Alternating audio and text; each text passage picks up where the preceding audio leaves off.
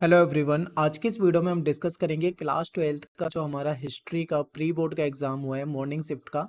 इसको यहाँ पे हम डिस्कस करने वाले हैं। वीडियो को आपको बहुत ध्यान से देखना है। और आपको एक बात बता दूं कि पिछले 4-5 सालों में मैंने पहली बार ऐसा क्वेश्चन पेपर देखा है जहाँ पे आपसे डीप पूछे है। पहले बहुत डीप क्वेश्चन पूछे जाते थे, लेकिन बीच में पिछले 3-4 साल से क्वेश्चन पेपर बहुत ईजी आने लगे थे। लेकिन इस बार प्री बोर्ड का एग्जाम आपका ऐसा आया है जिसमें काफ़ी डीप क्वेश्चन पूछे हुए हैं। हो सकता है आपके कई क्वेश्चन इसमें से गलत भी हुए हों। तो वीडियो को बहुत ध्यान से देखना है। मैं आपको एक एक क्वेश्चन का आंसर बताऊंगा, अच्छे तरीके से आपको समझते हुए चलना है। इससे आपको एक हिंट दे दी है, ठीक है, सीबीएसई ने, कि अगर प्री बोर्ड का एग्जाम ऐसा बना है तो हो सकता है कि आपका बोर्ड एग्जाम थोड़ा और मुश्किल हो, या फिर हो सकता है इससे ईजी हो जाए। लेकिन आपको तैयारी अब आपको डीप करनी है, ठीक है। अब बात कर लेते हैं यहाँ पे क्वेश्चन नंबर फर्स्ट की। पुरातत्वविद के अनुसार संस्कृति शब्द जो होता है उसके बारे में आपको बताना है कि कौन सा कथन जो है वो सत्य नहीं है, ठीक है। 4 कथन दे रखे हैं, ध्यान से देखना है। अब पूरा वस्तुओं का समूह जो एक विशिष्ट शैली का होता है, ये ठीक है। पुरातत्वविद कहते हैं कि जो ये पुरावस्तुएं होती हैं जो मिलती हैं किसी जगह से, वो जो एक विशिष्ट शैली से रिलेटेड हो, वो किसी सभ्यता या किसी संस्कृति की ओर इशारा करती है। तो पहला पॉइंट बिल्कुल ठीक है। ये एक भौगोलिक क्षेत्र में पाया जाता है, तो ये भी बिल्कुल ठीक है। कोई पर्टिकुलर भौगोलिक क्षेत्र होता है, दुनिया में कोई भी संस्कृति होगी वो किसी पर्टिकुलर भौगोलिक क्षेत्र से रिलेटेड होगी। ये एक काल खंड से भी रिलेटेड होता है, ये भी बिल्कुल ठीक है। और ये अलग अलग सभ्यताओं से होता है, ये गलत है। अब यहाँ पे देखो, ये कहाँ से पूछा गया है, जो आपके एनसीईआरटी है, एनसीईआरटी में जो आपका चैप्टर फर्स्ट है हड़प्पा सभ्यता का, वहां से पूछा गया है। लेकिन आपकी जो न्यू एनसीईआरटी है, ठीक है, उसमें आपको नहीं मिलेगा, क्योंकि ये लाइनें काट दी गई है। आपको नई एनसीईआरटी में कहीं भी नहीं मिलेगा। ये मैंने 2015 की एनसीईआरटी में से डाउनलोड किया है, मुझे हिंदी में वो भी नहीं मिली, इंग्लिश में मिली। मैं आपको समझा देता हूँ। देखो क्या कह रहे हैं। कल्चर जो होता है वो culture for a group of objects distinctive in style, ठीक है, यानी कि एक विशिष्ट स्टाइल का होगा, विशिष्ट शैली का होगा। और ये कहाँ पे पाया जाएगा? स्पेसिफिक जियोग्राफिकल एरिया, किसी पर्टिकुलर भौगोलिक क्षेत्र में पाया जाएगा, ठीक है, जैसा कि आपके ऑप्शन में दे रखा है। फिर इसका एक पीरियड ऑफ टाइम भी होगा, यानी कि जैसा कि आपके ऑप्शन में बताया गया है कि इसका एक फिक्स कोई ना कोई कालखंड होगा, कोई पर्टिकुलर भौगोलिक क्षेत्र होगा, ठीक है। जो चीजें हैं ये तीनों आपके उसमें दे रखी हैं। तो आपके पास ओल्ड एनसीईआरटी है तो आप एनसीईआरटी में देख सकते हो। और लास्ट ऑप्शन जो है ये नहीं होता है, ठीक है, तो डी यहाँ पे गलत हो जाएगा। सेकंड जो है ये बहुत सिंपल है। इलाहाबाद स्तंभ जो अभिलेख है, ये प्रयाग प्रशस्ति इसको कहा जाता है। ये मैंने आपको कराया भी हुआ है, अगर आपने एमसीक्यू की वीडियो देखी होगी तो वहां पे भी कराया हुआ था, ठीक है। ये बहुत ज्यादा पूछा जाता है आपसे पेपर में। ये भी आपकी एनसीईआरटी में आप देख सकते हो कि इलाहाबाद स्तंभ अभिलेख के नाम से प्रसिद्ध है ये प्रयाग प्रशस्ति। इसकी रचना जो है किसने की है? हरिशेन ने करी है, ठीक है। जो गुप्त सम्राट में जो गुप्त काल में जो सबसे शक्तिशाली सम्राट होता था समुद्रगुप्त, उसका राजकवि होता था, ठीक है। तो यहाँ पे आप एनसीईआरटी में भी इसको देख सकते हो। इसके बाद आपका नेक्स्ट क्वेश्चन है कि निम्नलिखित विकल्पों में से संगम साहित्य में जो दिए गए शब्द है वेलाल शब्द और अणमई शब्द, ये किसके लिए यूज होता है? तो वेलाल और अणमई जो है ये किस जमींदार और दास के लिए यूज होता है, ठीक है। ये भी मैं आपको एनसीईआरटी में दिखाता हूँ, एक बार ध्यान से देखो। देखो, जो तमिल जो संगम साहित्य था उसमें क्या था, उसमें बताया गया था कि वेलालर जो होते हैं, वेलाल जिसको कहा जाता है, ये बड़े जमींदार लोग होते थे, ठीक है। और ठीक है, उलवर और दास जो है वो अणिमई होते थे। तो ये आपको यहाँ पे देखना था। नेक्स्ट क्वेश्चन है ये आपका, ये कौन है आपको पहचानना था। तो ये है सातवाहन शासक और उनकी पत्नी, ठीक है। अब चलते हैं नेक्स्ट क्वेश्चन में। महाभारत जो है वेद व्यास आ जाएगा, ठीक है। इसको और आगे चलते हैं। ये जो उत्तर ध्यान सूत्र है, ठीक है, ये जैन धर्म से रिलेटेड होता है। जैन धर्म आपको यहाँ पे लगाना था। और नेक्स्ट है जो शाहजहां बेगम है, इनसे रिलेटेड जो है ये है ताज उल इकबाल, यानी कि यहाँ का सी ऑप्शन आपको पहचानना था। फिर आपका स्तंभ 1 और स्तंभ 2, इन दोनों को मिलाना है। तो आप सभी जानते हैं कि कौन कहाँ से था, ठीक है। इब्न बतूता की अगर मैं बात करूं तो ये तो मोरक्को से था, ठीक है। अल बुनूनी जो था वो ख्वारिज्म से था, ये भी हमने पढ़ा है। और जो तेवर्नियर है वो फ्रांस से है, ठीक है। तेवर्नियर कहाँ से है? फ्रांस से है। और जो दुआर्ते बरबोसा जो है ये कहाँ से है? पुर्तगाल से है, ठीक है। तो आप इस तरीके से देख सकते हो। आपकी एनसीईआरटी में ये है, ये मैंने कटिंग यहाँ पे शायद नहीं ली है इसकी, कोई बात नहीं, आप एनसीईआरटी में लास्ट में देख सकते हो, वहां से आपको मिल जाएगा, ठीक है। अब आप यहाँ पे आंसर लगा सकते हो इसके अकॉर्डिंग जो मैंने यहाँ पे बताया है। इसके बाद मैं चलता हूँ अगले क्वेश्चन पे, क्वेश्चन नंबर 9 पे। इसको देखते हैं। सूफीवाद से रिलेटेड कौन सा कथन सही है, ठीक है, कौन सा कथन सही है ये बताना है। तो ये भौतिकवाद, यानी कि जो भौतिकवाद बढ़ रहा था उसके विरोध में, और तप और रहस्यवाद की ओर मुड़े, बिल्कुल ठीक है।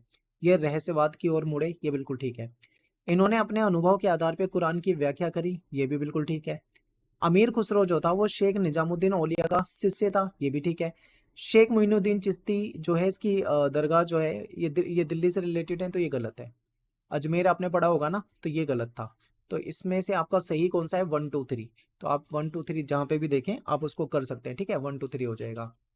अगला क्वेश्चन है आपका, क्वेश्चन नंबर 10 है, सभा मंडप और महानवमी डिब्बा को विजय का भवन किसने कहा, ये भी मैंने आपको कराया हुआ है। डोमिंगो पेस जो था इसने कहा था इसको। अगला क्वेश्चन है कि विजयनगर साम्राज्य में मंदिर के जो सभागार था इसका प्रयोग जो होता था वो अलग अलग प्रकार के कार्यों के लिए होता था, क्या ये ठीक है, बिल्कुल ठीक है। और इसमें से कुछ जिनमें देवताओं की मूर्तियां, संगीत, नृत्य, नाटक के विशेष कार्यक्रम को देखने के लिए रखी जाती थी, ये भी ठीक है। तो यहाँ पे देखो, यहाँ पे कथन और कारण दोनों सत्य हैं और ये कहीं ना कहीं इसकी सही व्याख्या भी कर रहा है, तो अपना आंसर यहाँ पे ए हो जाएगा।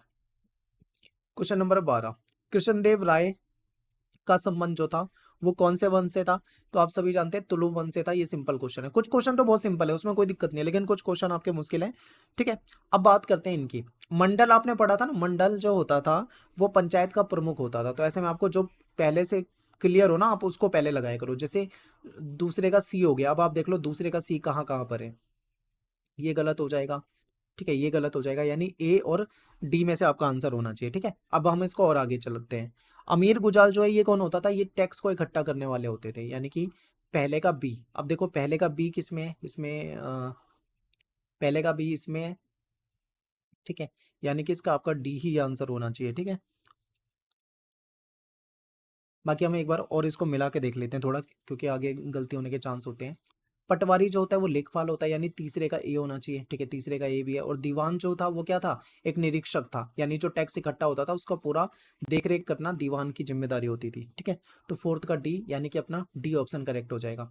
क्वेश्चन नंबर 14 पे आ जाते हैं। बंगाल में जमींदार, लुहार और बढ़ई जो है सुनार, इनको रोज का भत्ता और खाने के लिए जो नकदी देते थे, इस व्यवस्था को जजमानी कहा जाता था। देखिए क्या था कि जो जमींदार होते थे ये अभिजात वर्ग होता था, यानी अमीर वर्ग होता था, ठीक है। और जो अन्य निचली जाति के लोग जो इनके यहाँ पे काम करते थे, उनके बदले में वो इसको जो चीजें देते थे उसको जजमानी कहा जाता था, ठीक है। तो 14वें का आपका ए हो जाएगा। क्वेश्चन नंबर 15 में आपको क्या करना है, कालक्रम के अनुसार लगाना है, ठीक है। भूमि का स्थायी बंदोबस्त, ठीक है, स्थायी बंदोबस्त आप जानते हैं 1793 में स्तमरारी बंदोबस्त आया था। ईस्ट इंडिया कंपनी को बंगाल की दीवानी प्राप्त हुई थी, ये 1765 के आसपास की बात है, ठीक है। पहला ये 1818 होना चाहिए, और संथालों की बगावत 1850 के दशक के बाद थी, तो 1855-56 के आसपास होनी चाहिए, ठीक है। तो ये हो जाएगा। बाकी मैं आपको इसको दिखाता हूँ, ये शायद मैंने इसकी कटिंग भी ले रखी है, देखो 1765 में, 1793 में, ठीक है, 1818, 1855-56, ये इस तरीके से एनसीईआरटी में लास्ट में दे रखा है सब कुछ। अगर आपने बहुत ध्यान से पढ़ा होगा तो आपके लिए आसान हो जाएगा, ठीक है। अब चलते हैं क्वेश्चन पेपर पे। तो यहाँ पे मैंने सारे आंसर आपको बता ही दिए। अब आप क्या कर सकते हो, इसके अकॉर्डिंग अपने आंसर को लगा सकते हो। तो क्वेश्चन नंबर 15 का आपका होना चाहिए बी, ठीक है।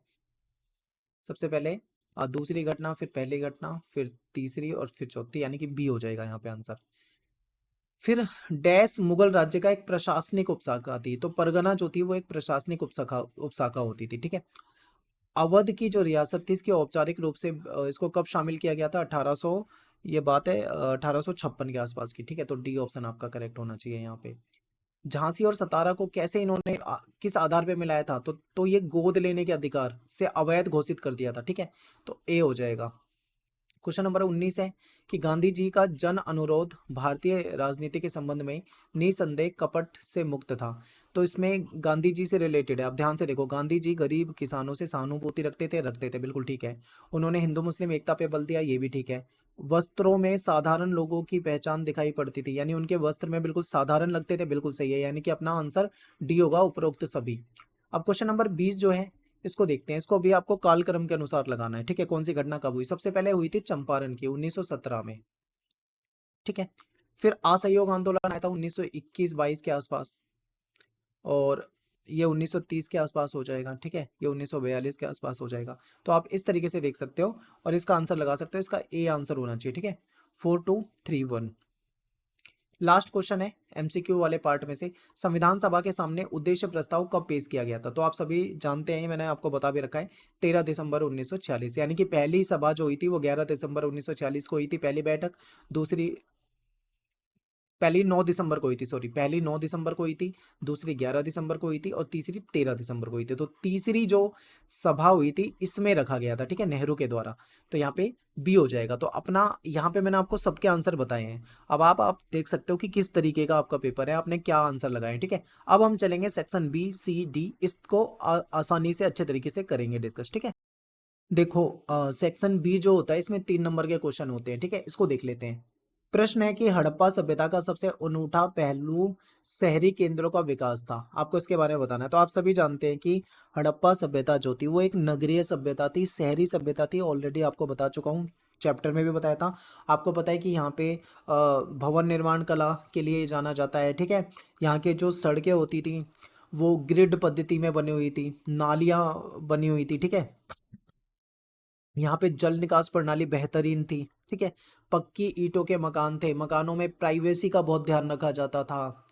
और नालियों को मतलब इस तरीके से बनाया जाता था, उस पर ढक्कन रखा जाता था ताकि उसे उठा के साफ किया जा सके। तो ये सारी बातें आप यहाँ बता सकते थे, ठीक है। इसी के ऑप्शन में एक क्वेश्चन है कि पुरातत्वविद जो है इनके द्वारा शिल्प उत्पादन के केंद्र की पहचान कैसे की जाती है? बिल्कुल सिंपल है। देखो, ये मैंने आपको इंपॉर्टेंट क्वेश्चन के वन शॉट वीडियो में बताया हुआ था, वो आ रखा है यहाँ से। ये दोनों ही क्वेश्चन बता रखे थे। शिल्प उत्पादन जो केंद्र होंगे वहां पे आपको क्या मिलेगा? सोचो, आप किसी फैक्ट्री के आसपास जाओगे मान लीजिए, तो आपको क्या मिलेगा?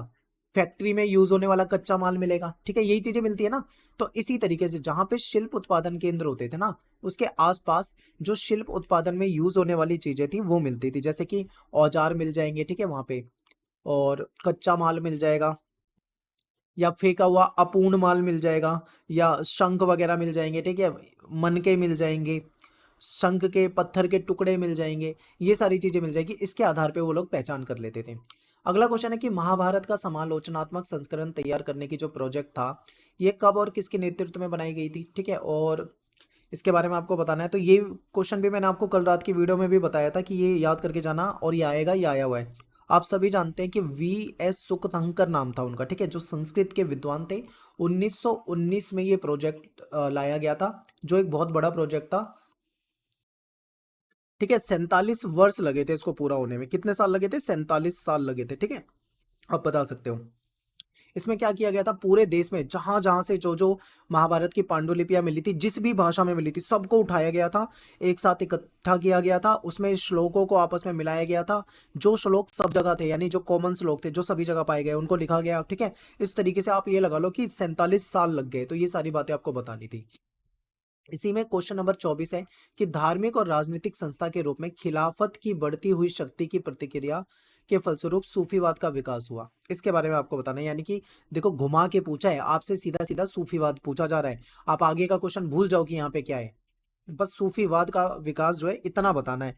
तो आप देखते हो कि इस्लाम के अंतर्गत ये होते थे, यानी इस्लाम में ही कुछ लोग ऐसे थे जिनका जो मतलब जिनका झुकाव था वो रहस्यवाद की तरफ था, ठीक है। ये रहस्यवाद को फॉलो करने लगे थे, वैराग्य की ओर जा रहे थे। वैराग्य का मतलब होता है जो संन्यास वाला जीवन बिताते हैं, ठीक है, ये सूफी कहलाते थे। ये सारे जो सूफी संत होते थे, ये जो धार्मिक रूढ़िवादी बातें होती थी उसको नहीं मानते थे। इनकी ना अपनी अलग ही मतलब, ये कुरान को अपने अलग तरीके से पेश करते थे, अलग ही व्याख्या करते थे। जो धर्माचार्य कुरान की व्याख्या करते थे उसका ये लोग विरोध किया करते थे, ठीक है। ये सारी एनसीईआरटी में चीजें लिखी हुई है। इन्होंने ईश्वर की भक्ति पे बल दिया, यानी कि अल्लाह की भक्ति पे ये विश्वास करते थे। और अपने जो निजी अनुभव, यानी इनके जो पर्सनल अनुभव होते थे, उसके आधार पे ये कुरान की व्याख्या करते थे, ठीक है। लोगों को अपने साथ जोड़ते थे, और स्थानीय भाषा, यानी जो लोकल भाषा होती थी, उसमें ये लोगों को संदेश देते थे। तो ये सारी बातें आपको बतानी थी। क्वेश्चन ये भी सिंपल है, ठीक है, थोड़ा सा घुमाया हुआ है। यहाँ पे जो अभी तक मुझे मुश्किल लगा है वो बस सेक्शन ए लगा है, ठीक है। जो मुश्किल हो सकता है वो भी उसके लिए जो एनसीईआरटी नहीं पढ़ के गया। अगर एनसीईआरटी अच्छे से पढ़ के गया हो तो वो मुश्किल नहीं है। अगला क्वेश्चन है क्वेश्चन नंबर 25। अपनी सीमाओं के बावजूद आईने अकबरी जो है अपने समय का एक प्रमुख दस्तावेज है, यानी आईने अकबरी में कुछ कमियां भी है, लेकिन फिर भी एक महत्वपूर्ण दस्तावेज है, ठीक है। ये चीजें हमने पढ़ी है। मैंने कल ही आपको बताया था, आईने अकबरी आपको बिल्कुल पढ़ के जाना है, बहुत ज्यादा पूछा जाता है आपसे इसमें से, आईने अकबरी से क्वेश्चन। तो आप आईने अकबरी के बारे में बता सकते थे भाई, ये मुगल दरबार में अकबर के काल का ये लिखा हुआ है, अबुल फजल के द्वारा लिखा हुआ है, ठीक है।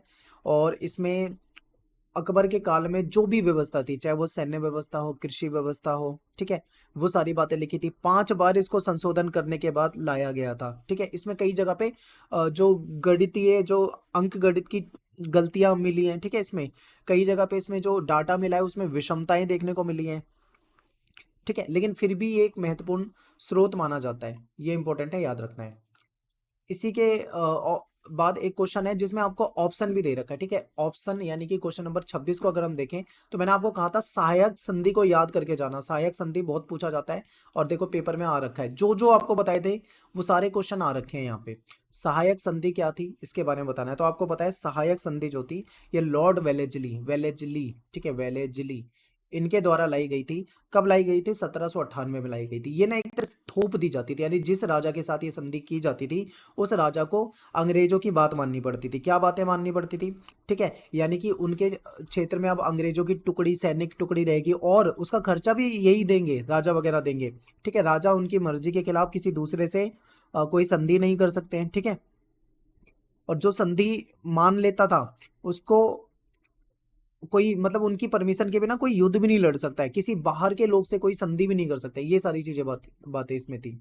फिर इसी के ऑप्शन में क्वेश्चन, अगर आप मान लो आपको ये नहीं आता तो आप ये कर सकते थे। 1857 के दौरान ब्रिटिश सरकार ने अवध के जो तालुकदार थे उससे किस प्रकार सत्ता छीनी? बिल्कुल आपको पता होगा कि जब अवध के शासक को वहां से हटा दिया गया था तो उसके बाद वहां के जमींदारों और तालुकदारों, खासकर तालुकदारों को भी इन्होंने हटाया, यानी उनकी सत्ता जो थी छीनी, उनको नुकसान पहुंचाया, ठीक है। कैसे पहुंचाया ये समझिए। इन्होंने क्या करा, जो यहाँ पे जो तालुकदार थे, जो मजबूत होते थे, उनकी सत्ता पे अपना नियंत्रण कर लिया। उनके पास अपने, एक जमाना ऐसा था जब उनके पास किले होते थे, ठीक है, अपने सिपाही होते थे, वो सब इन्होंने भंग कर दी, उनकी सेनाएं भंग करवा दी, उनके जो किले होते थे वो खत्म करवा दिए, ध्वस्त करवा दिए, ठीक है। और उनको मतलब एक तरह से कमजोर कर दिया पूरी तरीके से। तो ये सारी बातें आप बता सकते थे। अगला क्वेश्चन है, यानी कि इस सेक्शन का लास्ट क्वेश्चन है, गांधी जी ने असहयोग आंदोलन को एक लोकप्रिय आंदोलन के रूप में कैसे परिवर्तित किया? भाई इसलिए परिवर्तित हुआ क्योंकि गांधी जी का जो आंदोलन था उसमें सभी लोगों को जोड़ा गया। इसमें हिंदू भी थे, इसमें मुस्लिम भी थे, हिंदू मुस्लिम एकता पे बल दिया गया था, इसको खिलाफत आंदोलन से मिला लिया गया था। इसमें स्टूडेंट्स को शामिल कर लिया गया, जो विद्यार्थी थे वो भी इसमें आने लगे, विद्यार्थियों ने स्कूल जाना बंद कर दिया था, ठीक है। इसमें जो सरकारी कर्मचारी होते थे उनको भी जोड़ लिया, उन्होंने अपने दफ्तर जाना छोड़ दिया, कुछ ने नौकरी छोड़ दी, जो मजदूर होते थे वो हड़ताल करने लगे, वकील जो थे उन्होंने अदालत में जाना बंद कर दिया, महिलाओं को भी कहीं ना कहीं इसमें प्रोत्साहित किया आने के लिए। तो इस तरीके से आप कह सकते हो कि एक लोकप्रिय आंदोलन बन चुका था जिसमें सभी वर्गों से लोग शामिल होने लगे थे, ठीक है। तो ये था बी सेक्शन जिसमें आपके 3 नंबर के क्वेश्चन आते हैं, है ना। अब हमारा सी सेक्शन है, यानी सेक्शन सी में अपने 8 नंबर के क्वेश्चन आते हैं, ठीक है। और इसमें आपको एक अच्छी बात है कि इसमें आपको सभी क्वेश्चन में ऑप्शन मिल जाता है, यानी कि आपको चॉइस मिल जाती है, तो आप यहाँ पे और अच्छे से कर पाते हो उन क्वेश्चनों को। तो चलिए क्वेश्चन नंबर 28 को देखते हैं। इतिहासकार जो थे वो मूर्ति कला के अर्थ को समझने के लिए इसकी पुष्टि साहित्यिक प्रमाणों से करते थे। सांची की मूर्ति कला के संदर्भ में इस कथन का मूल्यांकन करना है। तो देखिए, इतिहासकार जो थे वो बिल्कुल अपनी कोई भी मूर्ति कला के अर्थ को समझने के लिए जो साहित्यिक प्रमाण होते थे उससे जाके उसको मैच करते थे। तो इसको आप बता सकते हो कि सांची के जो स्तूप है, ठीक है, उसके बारे में बता सकते हो कि पत्थर और जो वो उसकी वेदिकाएं तोरण द्वारी जो होती थी उसमें जो नक्काशी होती थी, डिजाइनिंग होती थी, ठीक है, उसके आधार पे। फिर बुद्ध के जीवन काल के दौरान, ठीक है, जो भी उनके समय का साहित्य है जो लोकल लैंग्वेज में पाली या प्राकृत भाषा में मिला, ठीक है, इस साहित्य से जोड़ा जाता था, उसको जोड़ के देखा जाता था, वहां से मूर्तिकला की जानकारी ली जाती थी। फिर बुद्ध की जो ध्यान वाली अवस्था थी उसको भी कई जगह पे प्रदर्शित किया गया है, तो उसको भी जानने का प्रयास करा इन्होंने। और लोक परंपरा जो होती थी, ठीक है, उसको भी जानने की कोशिश करते थे। और मैंने आपको एक चीज बताई थी, शाल भंजिका, कुछ जगह पे शाल भंजिका की मूर्ति मिली है। तो शाल भंजिका क्या होती थी? एक महिला होती थी खूबसूरत, और वो उस पर लटकी होती थी, वहां से पानी गिरा, कुछ गिर रहा होता था इस तरीके से, ठीक है। तो इतिहासकारों ने उसको भी जानने का प्रयास किया कि आखिर ये है क्या। तो बाद में पता लगा कि ये शुभ का प्रतीक होती है, ठीक है। शाल भंजिका ऐसा माना जाता था जिस पेड़ को छू देती थी वहां पे फूल खिल जाते थे, ठीक है, फल फूल लग जाते थे, तो ये शुभ का प्रतीक थी। ये सारा हमने पढ़ा हुआ है, ठीक है। इसके बाद इसी का बी ऑप्शन है, यानी कि अगर आप मान लो आपने ए ऑप्शन नहीं आता, आपको ए आपने नहीं करा, तो आप बी वाला चॉइस में कर सकते थे। तो बी में आपसे पूछा गया है कि जो स्तूप होते हैं ये क्यों और कैसे बनाए जाते थे, इसकी जो स्ट्रक्चर होती है, ठीक है, उसकी विशेषता के बारे में बताना है। तो आप सभी जानते हैं कि स्तूप जो होते थे ये स्तूप बनाने की परंपरा शायद बुद्ध से पहले की थी, पहले भी स्तूप होते थे लेकिन बाद में ये बौद्ध धर्म से जुड़ गई थी, है ना। तो देखो, कुछ स्थान ऐसे होते थे जो काफी पवित्र माने जाते थे, वहां पे क्या हुआ था, भगवान बुद्ध की अस्थियां जो थी, हड्डियां जो थी, उसको दफना दिया गया था, ठीक है। और अलग अलग जगह पे अशोक ने उसको पहुंचवाया, वहां पे स्तूप बनाए गए थे। स्तूप जो होते थे वो कैसे होते थे, टीला के आकार के होते थे, यानी अर्ध गोलाकार होते थे, ठीक है। और इसका स्ट्रक्चर की बात करें तो इसको अर्धगोला जो आकार होता था इसको अंड कहा जाता था, ठीक है। इसके ऊपर एक हर्मिका लगी होती थी, इसके चारों साइड इसको बाउंड्री करके दुनिया, सामान्य दुनिया से अलग किया जाता था, जिससे पता लगे कि भाई ये अलग है। बाद के समय में पहले तो ये कच्चे होते थे, बाद में ये मजबूत ईंटों से बनाए जाने लगे थे, फिर इसके आगे तोरण द्वार बनाए जाने लगे, और तोरण द्वार में भी नक्काशी होने लगी, यानी डिजाइनिंग की जाने लगी, ठीक है। तो ये सारी बातें आपको बतानी थी इसके तहत। क्वेश्चन मुश्किल नहीं है, ये जो बस पार्ट वन ही जो मतलब जो सेक्शन ए था वहां पे थोड़ा मुश्किल है, बाकी आगे के क्वेश्चन इजी है। आपने नहीं भी पढ़ा ना ज्यादा तो भी आप इसको कर सकते थे। इसी में अगर मैं बात करूं, मैंने अमरनायक आपको बताया था, बहुत पूछा जाता है विजयनगर से, ठीक है। और किलेबंदी भी बताया था। ये सारे क्वेश्चन मैंने रात में कल आपको एक वीडियो बना के बताई थी कि इन टॉपिक को पढ़ के जाना है, बाकी मैंने अपनी वन शॉट वीडियो में करा रखे हैं, सारे क्वेश्चन वही आ रखे हैं। तो विजयनगर प्रशासन में नायक और अमरनायक के बारे में आपको बताना है, यानी क्वेश्चन नंबर 29 का ए देखते हैं। तो आप जानते हैं नायक और अमरनायक जो होते थे ये एक तरह से सैनिक कमांडर वगैरह होते थे, ठीक है। नायक जो होते थे ये क्या करते थे, किलों पे इनका पूरा नियंत्रण रखते थे, और इनके पास अपने खुद के सेना होती थी, ठीक है। ये एक जगह से दूसरी जगह पे घूमा करते थे और उपजाऊ भूमि को ढूंढते थे। ये कौन सी भाषा बोलते थे, पेपर में आया हुआ था ये क्वेश्चन, ये तेलुगु भाषा बोलते थे, कन्नड़ भाषा बोलते थे, ठीक है। अलग अलग भाषा बोलते थे ये। और अमरनायक जो थे, इन्हें जो राय होते थे, यानी कि जो शासक होते थे, शासक को राय कहा जाता था, शासक अमरनायक को क्या करते थे, प्रशासन के लिए क्षेत्र दे देते थे कि भाई ये शासन करो, जाओ तुम इसमें से टैक्स इकट्ठा करो। तो ठीक है, तो वो टैक्स इकट्ठा करते थे, कुछ अपने लिए रख लेते थे, कुछ अपने जानवरों के लिए रख लेते थे, और ये वर्ष में एक बार क्या करते थे, उनको भेंट देने भी जाते थे। ये किसानों से, शिल्पकर्मियों से, व्यापारियों से खूब टैक्स इकट्ठा करते थे, और राजस्व का कुछ भाग क्या करते थे अपने पास रख के, बाकी राजकोष में यानी कि राजा के यहाँ पे जमा करवा देते थे, ठीक है। अगर मान लो कभी राय को, यानी कि राय का मतलब यहाँ पे राजा है, राजा को कभी सेना की जरूरत पड़ जाए मान लो, तो वो इनसे बोलते थे, तो ये तुरंत उनको क्या करते थे, सेना भी प्रोवाइड करा देते थे, ठीक है। तो ये सारी बातें आप यहाँ पे बता सकते थे, सिंपल ही क्वेश्चन है। इसके बाद एक क्वेश्चन है, अ, इसी के ऑप्शन में है कि विजयनगर में जो भौगोलिक स्थिति थी, ठीक है, ये चौंकाने वाले दो तथ्य, जल संपदा, किलेबंदी थी, ठीक है। यानी जल संपदा और किलेबंदी दोनों ही चौंकाने वाले तथ्य थे, इसके बारे में आपको बताना है। यानी ये पहली बार मैंने ऐसा क्वेश्चन देखा है जहां पे दो चीजें एक साथ पूछ ली हो, यानी जल संपदा पे अलग से क्वेश्चन आता था या फिर किलेबंदी पे आता था, लेकिन इसमें दोनों चीजें पूछ ली है, तो ये आपके लिए और ज्यादा आसान हो गया है, ठीक है। जल संपदा के बारे में पहले आप बता सकते थे, जल संपदा क्या था, कल रात में हमने डिस्कस किया था कि जल संपदा यहाँ पे ना तुंगभद्रा नदी थी, एक तुंगभद्रा नदी से एक प्राकृतिक कुंड बनता था जहां से इनको पानी मिल जाता था, ठीक है। और हमने ये क्या पढ़ा था कि ये यहाँ से जल धाराएं निकलती थी जो हौज बना के इधर उधर पहुंचा दी जाती थी, ठीक है, जिससे पानी मिल जाता था। फिर हमने कमलपुरम जलाशय के बारे में पढ़ा था, हमने हिरिया नहर के बारे में पढ़ा था, इससे इनको पानी मिल जाता था, सिंचाई कर लेते थे ये लोग। तो ये सब हम पढ़ चुके हैं, तो ये तो हो गया आपके जल संपदा के बारे में। लेकिन मान लो किलेबंदी भी पूछा हुआ है, तो किलेबंदी के भी पॉइंट लिखने थे कि अब्दुल रज्जाक जो आया हुआ था उसने देखा था किलेबंदी, तो किलेबंदी को देख के बहुत हैरान हुआ वो, ठीक है। अब्दुल रजाक बहुत ज्यादा हैरान हुआ, उसने कहा कि यहाँ पे 7 घेरे बना रखे हैं किलेबंदी की। वो कहता था कि यहाँ तो खेतों को भी इन्होंने किलेबंद कर रखा है, ठीक है। यानी कि खेत तक को नहीं छोड़ा इन्होंने, जंगलों को भी किलेबंद कर दिया, ठीक है। पहाड़ों से सारी चीजें जुड़ी होती थी, और इससे क्या करते थे, ये अपने अनाज को सेफ रखते थे किलेबंदी के जरिए। तो ये सारी बातें आप यहाँ पे बता सकते थे, ठीक है। इसी के बाद क्वेश्चन नंबर 30 है। क्वेश्चन नंबर 30 में भी आपके दो हैं, ए और बी। तो पहला है कि संविधान सभा में जो चर्चाएं थी वो जनमत से प्रभावित होती थी, ये मैंने आपको वन शॉट वीडियो में कराया हुआ है भाई, बिल्कुल सेम डिक्टो क्वेश्चन आ गया बिल्कुल।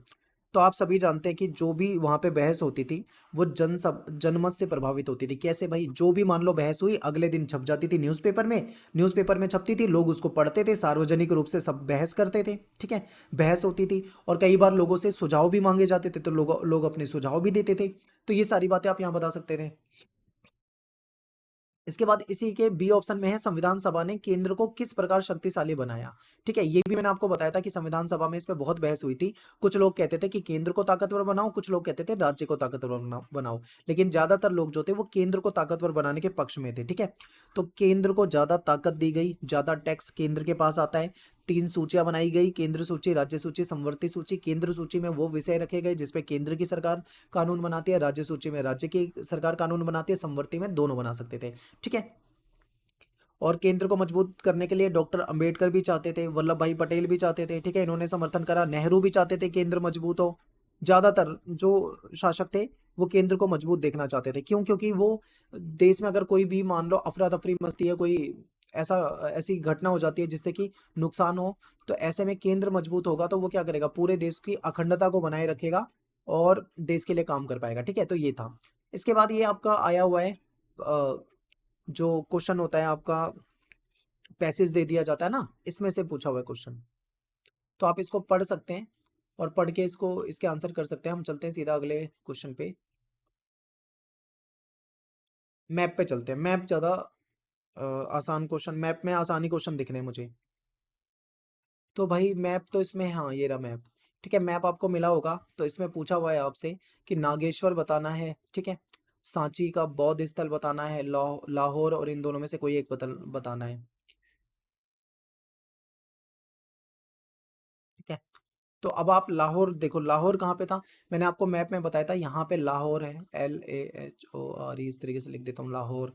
ठीक है, नागेश्वर पूछा हुआ है। तो गुजरात में अगर आप देखोगे तो गुजरात में इधर एक पॉइंट था, ये भी मैंने आपको बता रखा था मैप की वीडियो में, ये यहाँ पे नागेश्वर हो जाएगा। ठीक है, और आपसे सांची पूछा हुआ है तो MP में हो जाएगा, यानी मध्य प्रदेश में यहाँ पे सांची हो जाएगा। ठीक है, आगरा जो है, आगरा कहाँ पे हो जाएगा, दिल्ली के यहाँ पे, दिल्ली के आसपास ही हो जाएगा, यूपी में होता है वैसे आगरा। ठीक है, और क्या पूछा हुआ है इसमें, तो यही चीजें आपसे पूछी हुई। ठीक है, तो ये आपका मैप हो जाता है। लगभग लगभग आपको सारी चीजें करा दी है, बस ये क्वेश्चन रह गए हैं आपके पैसेज वाले, तो आप इसको एक बार खुद से कर लेना। ठीक है, तो मिलते हैं आपसे नेक्स्ट वीडियो में, और इवनिंग शिफ्ट का पेपर कराता हूँ। Thanks for watching. जय हिंद, जय भारत।